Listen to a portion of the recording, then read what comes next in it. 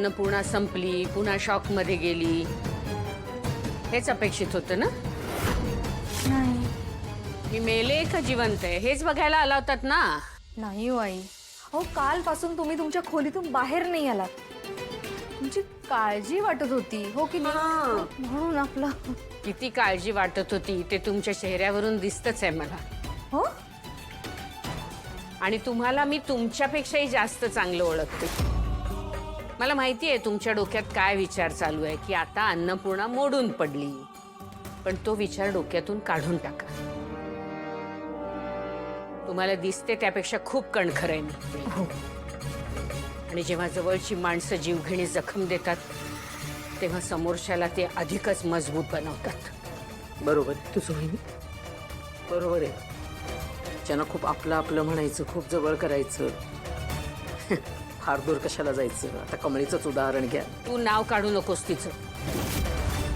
तिला माझ्या आयुष्यात आता काही स्थान नाहीये. अगदी बरोबर आहे वहिनी, तू जे काही केलेस ना ते अगदी बरोबर केलेलं आहेस. म्हणजे तुझ्या जागी दुसरं कुणी असतं ना तर त्याने सुद्धा असंच केलं असतं. मी जर तुझ्या जागी असते ना तर मी असा गळाच दाबला असता. पुरे कामिनी, तू काय केलं असतंस ना हे मला चांगलंच माहितीये. पुरे हा विषय. देवळात जायचंय मला. हो जा बाई जाच. खरंच तुझ्यासारखी कणखर बाई मी या जन्मात बघितलेली नाहीये ग वहिनी. खरंच इतकं सगळं भोगून सुद्धा देखील तू इतकी कणखर ग. आणि एवढं सगळं असून तू देवीचं दर्शन घ्यायला चाललीस. खरंच देवीऐवजी मी तुलाच नमस्कार करेन वहिनी. खरंच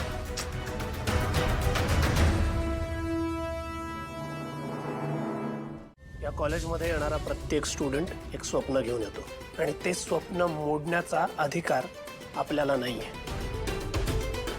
आणि काय म्हणाला तो आता तुम्ही?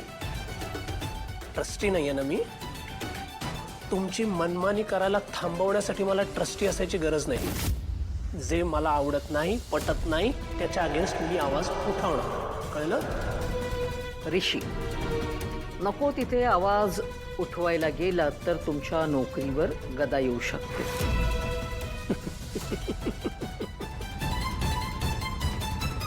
तुम्ही हसताय माझ्यावर. वयाने लहान आहात म्हणून तुम्ही स्पष्टपणे सगळ्यांसमक्ष माझी माफी मागा. नोकरीची धमकी देत आहे ऋषी इनामदारला. कामिनीजी, या कॉलेजचा मी एक भाग होतो पण इथून पुढे नसेल.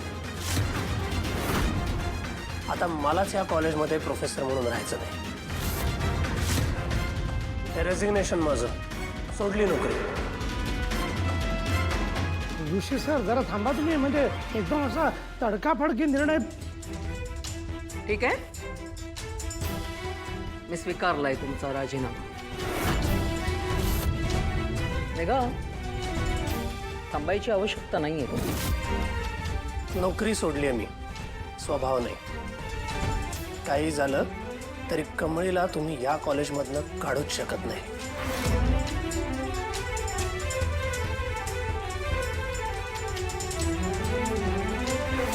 काय बी झालं तरी ही कमळी इथनं कुठंच जाणार नाही. मला आज जायचंय काका. हो, अहो काय चाललंय? मी काहीच केलेलं नाही. माझी काही चूकच नाही ज्याने माझ्या शिक्षणावर त्याचा परिणाम होईल. मग मी ती शिक्षा का भोगू? जागे व्हा कॉलेज मॅनेजमेंट. जागे व्हा मॅनेजमेंट. जागे व्हा. कमी काय झालं? अगं बघा की कमळीची काय बी चूक नसताना तिला कॉलेजमध्ये घेणं झालं. यो तिच्यावर अन्याय आहे. काय? नाही हे खूप चुकीचं आहे. हो, हे कॉलेज असं कसं करू शकतं?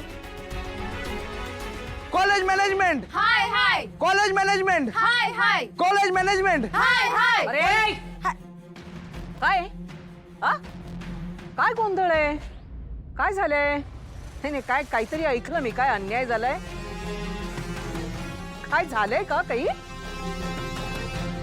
अगं कमळे, किती खोटं बोलशील. आणि आता सुद्धा हे तुझी जर स्मरणशक्ती जरा कमी झाली असेल तर मी आठवण करून देऊ का? काय झालंय ते? खोटारड्यांसाठी या कॉलेजमध्ये जागा नाही. मॅनेजमेंटने आता असा निर्णय घेतलेला आहे की तुला कायमस्वरूपी या कॉलेजच्या बाहेर काढायचं, रस्टिकेट करायचं. आणि एवढंच नाही, तुझा जो काही टीसी असेल ना त्याच्यावर लाल शेरा द्यायचा.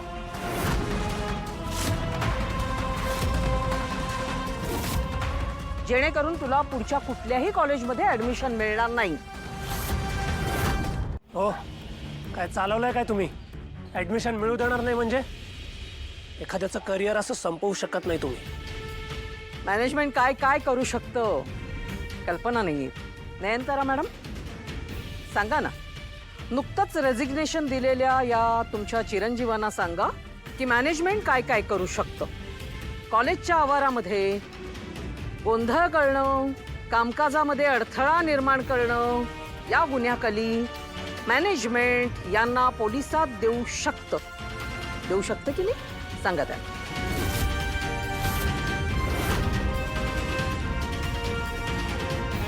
आणि कमळे, मी काय म्हणते, तू विसर आता. तू आता तुझा गाशा गुंडाळून तू तुझ्या गावी निघून जा.